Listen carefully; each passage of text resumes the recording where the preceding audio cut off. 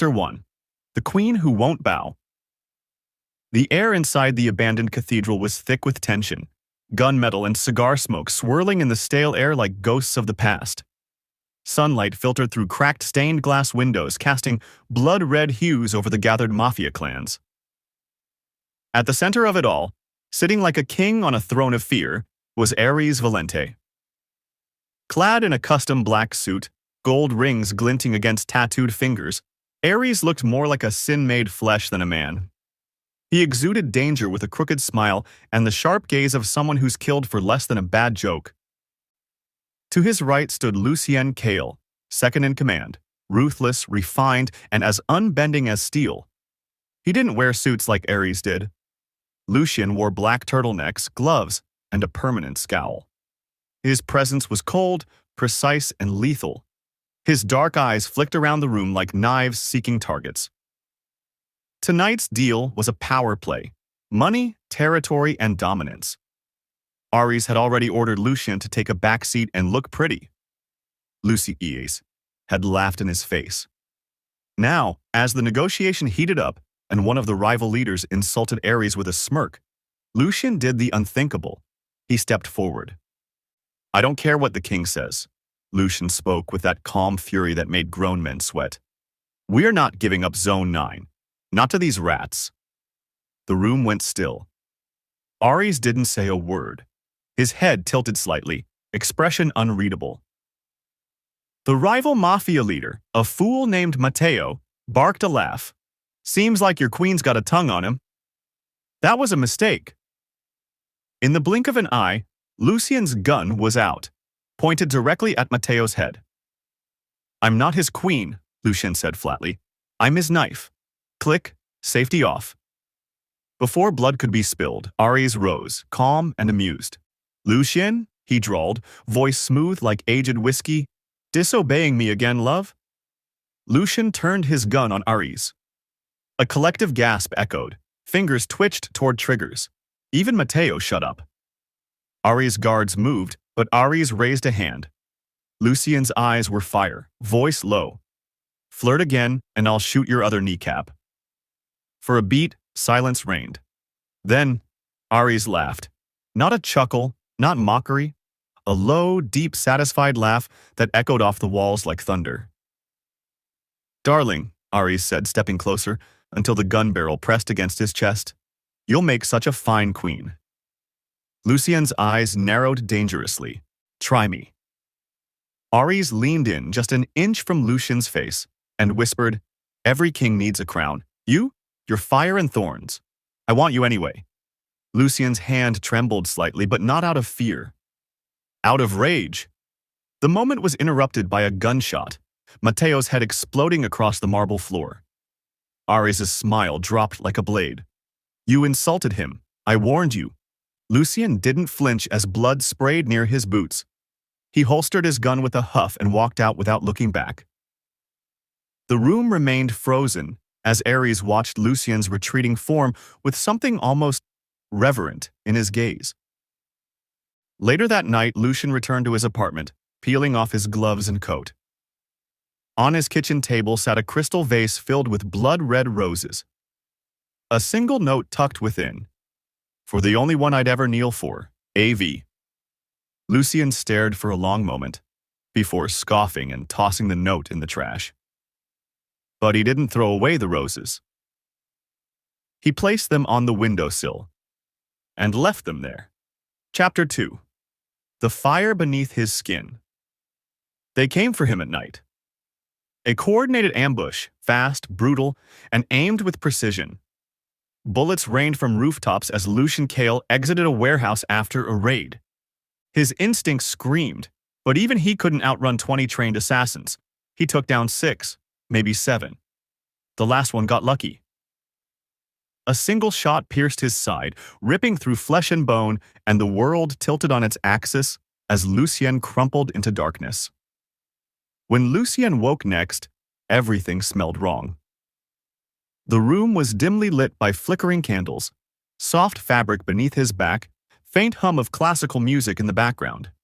Expensive, safe, too safe.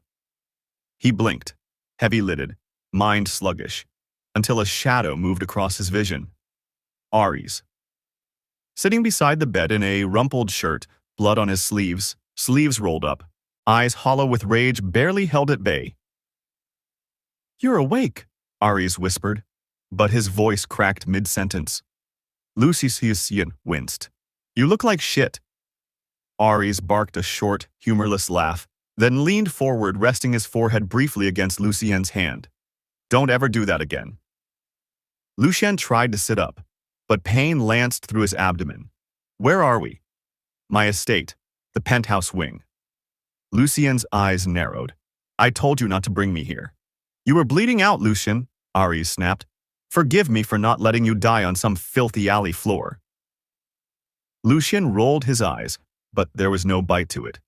His body ached. His skin felt like it was burning from the inside out. And worst of all, he couldn't stop smelling Ares.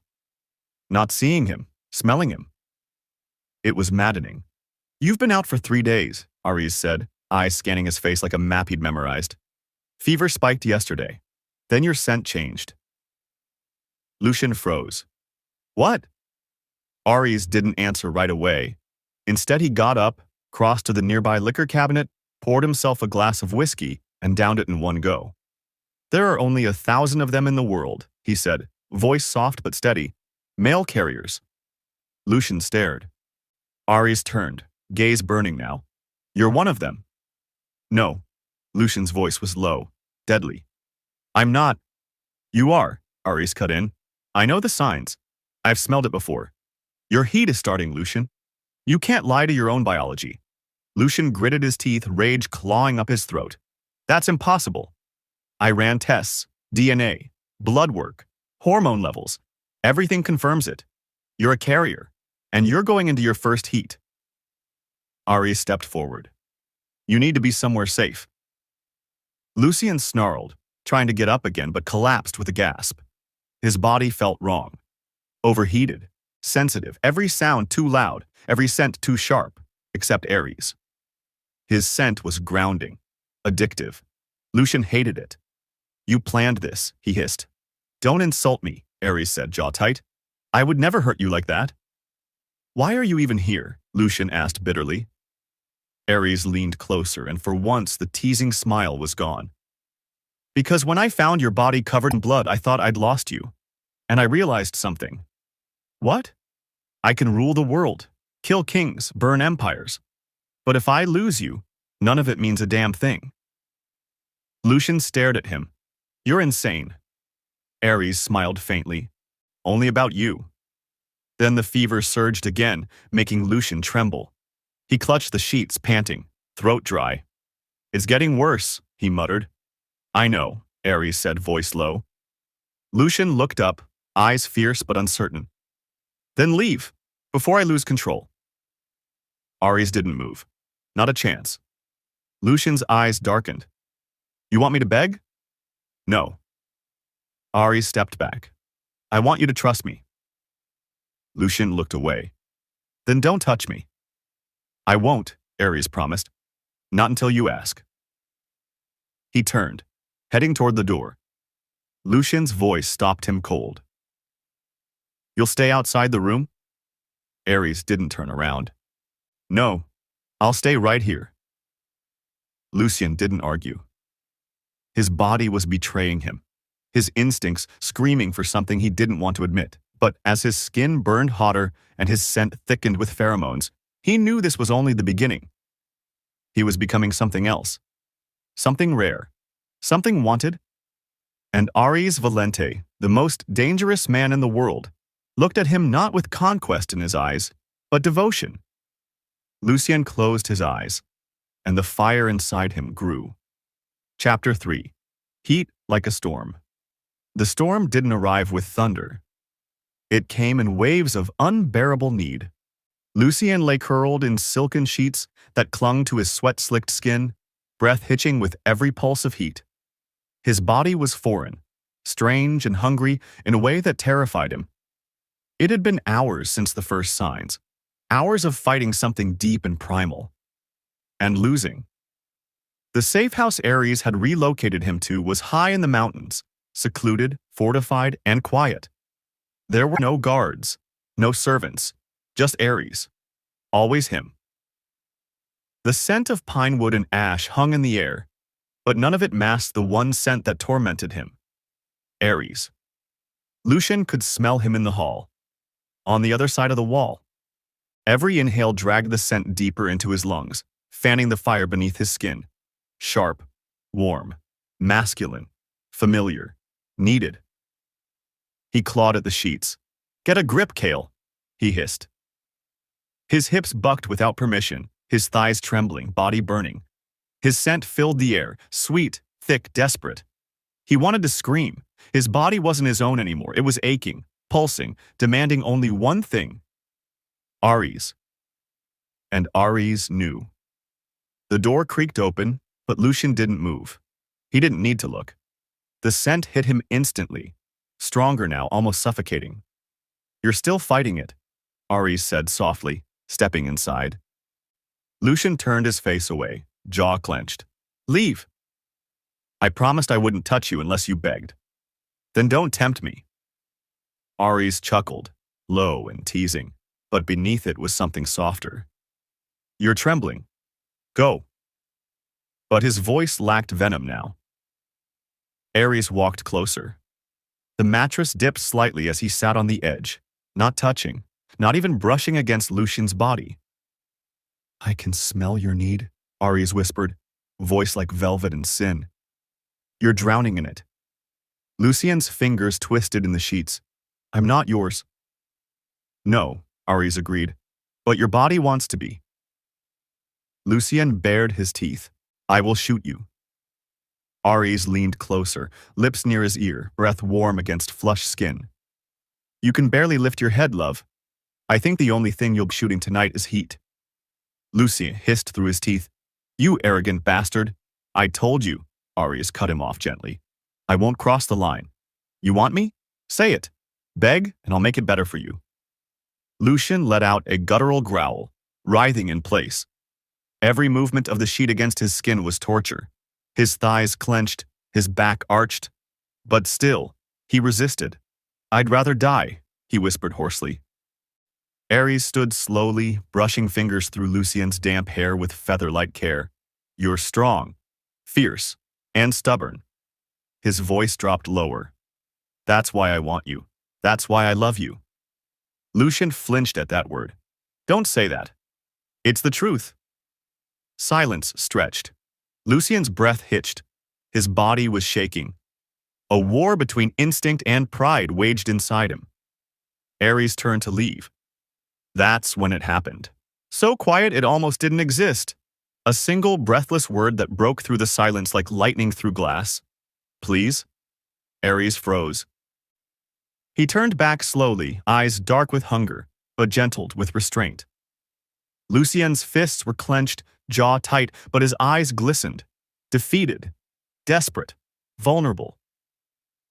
Ares crossed the room in 2 strides and knelt at the edge of the bed, leaning over him, still not touching.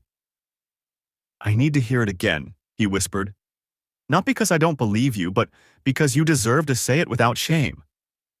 Lucian's voice cracked. "Please, Ares, help me, just make it stop." That was all it took. Ares climbed onto the bed, cradling him without urgency, holding him like something rare and sacred. His lips brushed Lucian's temple. "Then I will, my love," he murmured. "I'll take your pain, and give you nothing but pleasure in return." Lucian didn't answer. He didn't have to. Because for the first time in his life, and he let himself be held. And outside, the storm raged on, while inside, Lucian burned brighter than ever before. Chapter 4. The Caged Flame. Lucian Kale had always run from one thing: need. And now, he was running again. The moment his body cooled, the haze of heat melted from his skin, and the fire in his blood dulled to a simmer, he left Ares' estate under the cover of night. No goodbye, no explanation. Just silence and rage, and a note left behind with 3 words: "I'm not yours." He returned to his penthouse in the heart of the city, a fortress of cold steel and shadow. He trained harder, killed faster, bled quicker, as if that would erase the softness Ares had drawn from him. Because Lucian hated what had happened. Hated the way he'd melted under Ares' touch. Hated the way his body still remembered. But more than anything, he hated the aching emptiness when Ares didn't come after him. At least, not openly. What Lucian didn't know was that Ares had never let him go. The moment Lucian left, Ares activated a silent protocol, one he'd crafted long before the heat, long before the bond. Every phone Lucian used, every car he drove, every gun he touched was already linked to an encrypted tracking network. He watched him through surveillance cameras, street corners, traffic lights, and satellite drones. He received daily reports. Lucian left the Eastside bar at 2:03 a.m. Lucian was seen talking to a Bratva contact near the docks. Lucian went home alone. Again. He never intervened. But he never disappeared. Wherever Lucian walked, roses appeared. White roses. One every morning, left by his door, placed in his office, slipped into his coat pocket. No notes, just petals. As if Ares was saying, I see you. I know you're hurting. I still want you. The underworld noticed. And rumors bloomed like blood on snow. The Mafia king has taken a consort. Ares. Valente calls him his queen. They say he's a carrier, that he's been claimed. Lucian smashed a bottle of whiskey the first time he heard it. Queen? He spat, laughing bitterly. I'd rather burn. But he didn't stop reading the articles, didn't stop checking the cameras, and didn't stop secretly wondering what Ares was doing. When Ares stopped sending messages, Lucian noticed. When the roses didn't come for 2 days straight. Lucian waited by the door anyway. He didn't admit it, but he noticed. It wasn't until the night of the council meet that things spiraled. Lucian showed up draped in black and anger, ready to challenge the accusations. The whispers that he was Ares' pet, the stares, the veiled jokes. He made one man bleed just for calling him darling. But Ares didn't speak to him, didn't look at him, didn't so much as breathe in his direction. Lucian's skin prickled. What game was he playing now? Ares sat at the head of the long council table exuding power, dressed in custom silk and silver rings. But he never once turned his gaze to Lucian. Lucian's teeth ground together. And when the meeting ended, and everyone else left, he cornered the man in the hallway. You're ignoring me now? He growled, shoving Ares against the wall. Ares didn't flinch, just smiled slowly. You said you weren't mine. I'm respecting your decision. Lucian glared. You tracked me like a damn hound. You didn't say I couldn't watch. Lucian's fists trembled. You left roses. Every day. Because I love you, Ares said plainly. And I wanted you to remember it. Lucian faltered. Don't say that. You hate feeling soft, I know. Ares' voice dropped. But you forget, Lucian. I fell in love with your fire, not despite it, because of it. Lucian didn't respond. His chest ached. His body was cooler now, no heat to betray him. But the ache in his chest was worse. Ares stepped closer, lifting a hand, but not touching. I'll stop if you want me to, just say the word. Lucy Shisiti opened his mouth and closed it. Because the truth was, he didn't want the roses to stop. He didn't want the attention to stop. He didn't want Ares to stop. Not really. So instead, he turned on his heel. I didn't say you could stop, he muttered just loud enough to hear. Ares grinned. Lucian didn't look back. But his chest felt a little lighter. And that night, for the first time in weeks, he didn't destroy the rose left on his windowsill. He placed it in water. Silently. Secretly. Carefully. And in the shadows, Ares watched from a rooftop across the street, smiling like a man who'd just won a war. Chapter 5. The Vow of Fire. Ares. Valente had conquered cities, buried empires, crushed enemies with the flick of a wrist. But nothing, had ever challenged him the way Lucian Kale did. Sharp-tongued, trigger-happy, the walking embodiment of chaos in designer leather. He said, "I hate you," more often than he breathed. But Ares knew. He knew. Lucian didn't hate him. He was just scared to love him out loud. Scared of needing someone, especially him. But now that Lucian had been marked, Ares' bond imprinted in his blood, threaded in his soul, there was no more time for waiting. Lucian's heat had changed everything. And Ares had decided it was time to make his little menace his husband. The proposal wasn't soft. There were no petals, no kneeling. Only Ares slamming a thick platinum ring box on Lucian's table one morning while sipping coffee like it was a Monday chore. "We're getting married," he said simply. Lucian blinked at the velvet box, unimpressed. "That a threat or a joke?" "No, that's a vow." Lucian raised an eyebrow. "Didn't we just try to kill each other last week?" Ares grinned. "We did. It was romantic." Lucian opened the box. Platinum ring, black diamond. Tastefully extravagant. Exactly his style. He clicked it shut. "Still not saying yes." "Don't need to. You're already mine." Lucian's eyes sparked like gunfire. "You arrogant son of—" "You're carrying my mark, Luce," Ares said, gently now, voice dipping into something dangerously soft. "Whether you admit it or not, you'll need me, especially now." That shut Lucian up. He didn't understand it, but his instincts were shifting. He was getting clingier at night. He couldn't sleep if Ares wasn't in the room. And every time Ares touched someone else, even briefly, Lucian's hands twitched like he needed to rip their throats out. It was maddening. So, he gave in. The wedding was held in secret, high in the Italian Alps in Ares' mountain estate. Only the most loyal of their people attended, vows whispered beneath moonlight and blood-red roses, a black suit on Lucian, silk gloves on Ares, and a kiss that sealed a firestorm of love and war. It was official. Lucian Kale was now Lucian Valente, the Mafia king's queen. And he hated every time someone said it, yet never once corrected them. 2 weeks later, the nausea started. It was random. Subtle at first, he'd smell something odd, like Ares' cologne, and feel sick. Then came the headaches, then the fainting spell after combat training. Ares, of course, noticed everything. Lucian brushed it off with a growl. "Maybe I'm allergic to your disgusting cologne." Ares smirked but called his family doctor immediately. The doctor arrived with a full medical team and enough discretion to bury a scandal. Lucian glared as the man checked his vitals. "You better not say I have a parasite or I'm shooting your kneecap." The doctor blinked, then looked up at Ares. "Congratulations, Mr. Valente. Your spouse is pregnant, about 6 weeks along." Lucian stared. "What?" Ares froze. Then he laughed. Laughed like a man who just won the universe. Lucian's jaw dropped. "You knew?"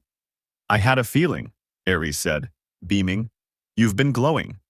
"I've been throwing up." "Sexy glow." Lucian lunged for him. Ares dodged with a laugh and swept him into a dizzying spin. "You're having my child, amore mio. I'm going to be a father. And you." He kissed Lucian's stunned cheek. "You're mine. All mine." Lucian didn't speak for 3 hours after. But that night, when he thought Ares was asleep, he laid a hand over his stomach. And smiled. Just a little. 2 months later, all hell broke loose. Lucian had gone out alone, insisting he didn't need a damn royal escort to get coffee. He returned bruised, bloodied, and furious. Ares hadn't gotten there fast enough. By the time his men dragged the last surviving kidnapper in front of him, Ares had already issued the order. "Burn the syndicate. Erase their name from history." The city lit up like a funeral pyre. He returned home to find Lucian limping inside, blood caked to his knuckles. And Ares broke. He fell to his knees at Lucian's feet, gripping his thighs. His voice cracked. "You don't get it. I'd start a war for you, I did. I won't let anything happen to you or our child, Lucien, ever. Lucien looked down at him, face unreadable. Cuts on his cheek, bruises on his arms. But something in his eyes softened. He gripped Aries' collar, pulled him up roughly. You're a psycho, he muttered. Aries smirked, and hopelessly in love. Lucien rolled his eyes, but he kissed him anyway. And for once, it wasn't laced with anger or fire. It was soft, warm, dangerously domestic. And Aries whispered against his lips, I'll burn the world if it touches you again. Chapter 6. The Crown Bows. Lucien Cael Valente had always been the definition of menace. Untouchable, unyielding, unshakable. But now he was all that, and visibly pregnant. The swell of his belly was small, but impossible to miss beneath his tailored black suit, left deliberately unbuttoned. He still wore his twin shoulder holsters like a badge of war. Still walked like the ground owed him something.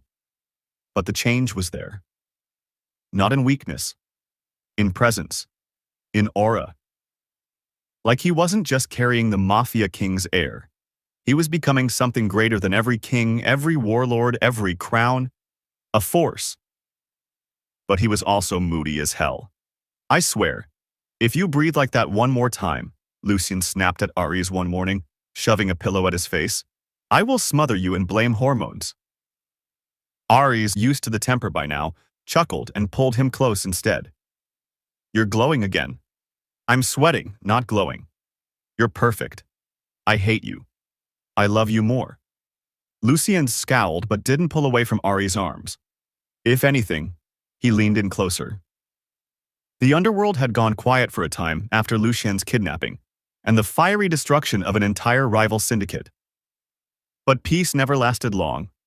Whispers began, inside the Empire, inside the very council chambers. The 12. The old men who advised Ares and helped run the Valente Empire had grown uneasy. A king distracted is a king dethroned, one had murmured. A child will make him soft. Lucien is a risk, a liability. They thought Ares wouldn't act. They were wrong. But they hadn't expected Lucien to walk in himself. Council room midnight. The room smelled of smoke and power. The 12 sat in silence as Ares stood alone, every muscle coiled in cold fury. But before he could speak, the doors burst open. Lucien strode in like a storm. Hair slicked back, baby bump visible, dressed in black with twin pistols strapped under his coat. Every eye snapped to him, some widened in shock, others in fear. Lucien moved with the silence of death, stopping beside Ares, hand casually resting on the pistol at his hip.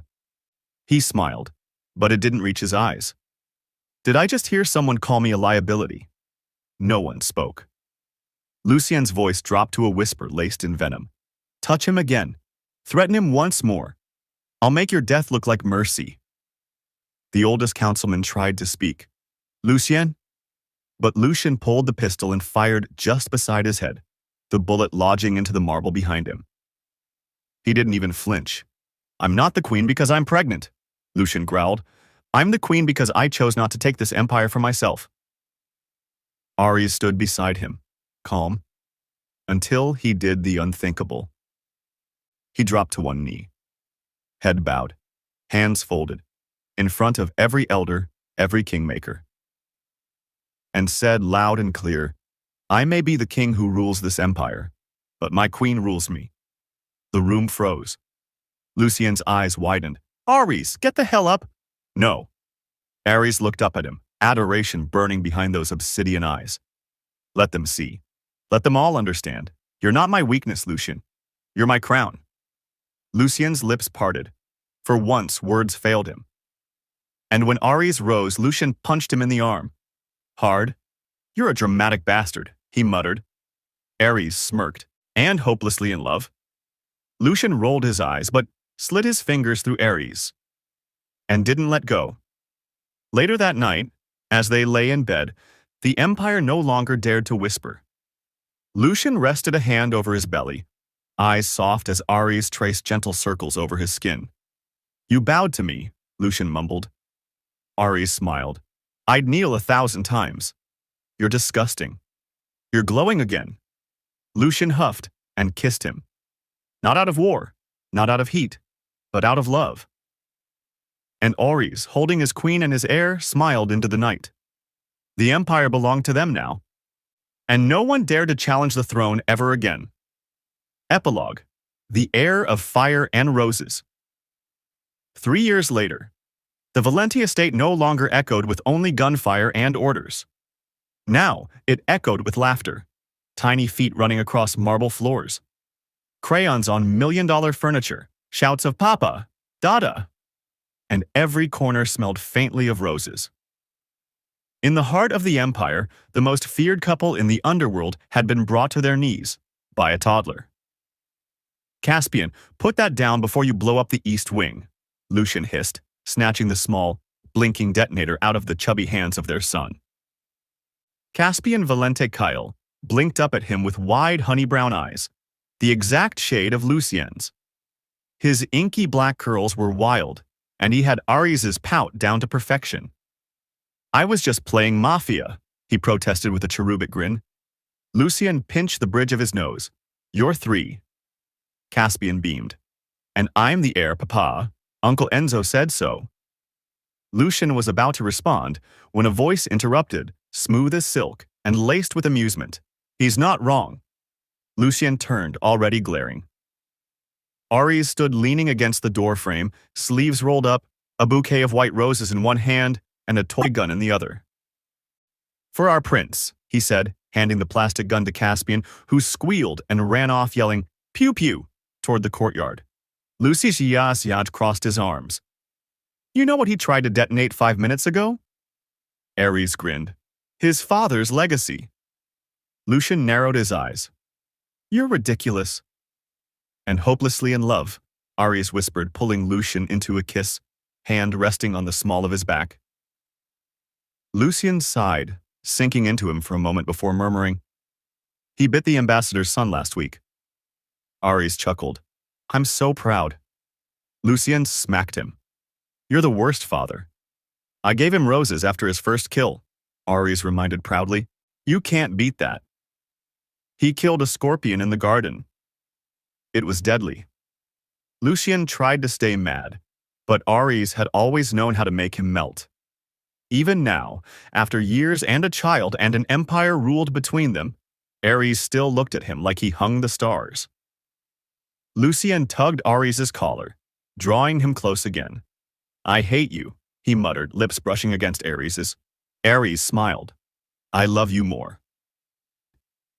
That night, with Caspian curled between them, tiny fists gripping their shirts, Lucian lay awake watching the rise and fall of their son's chest. Ares reached for his hand under the covers, laced their fingers together. "He's going to rule one day," Ares said softly, "and they'll all bow." Lucian smiled faintly. "He'll be worse than both of us. God help the world." Lucian leaned his head against Ares' shoulder. "He'll be loved, fiercely, always." Ares kissed his temple, just like his papa. And beneath the moonlit glow of the empire they'd built through blood, fire, and love, the king, the queen, and their heir slept peacefully.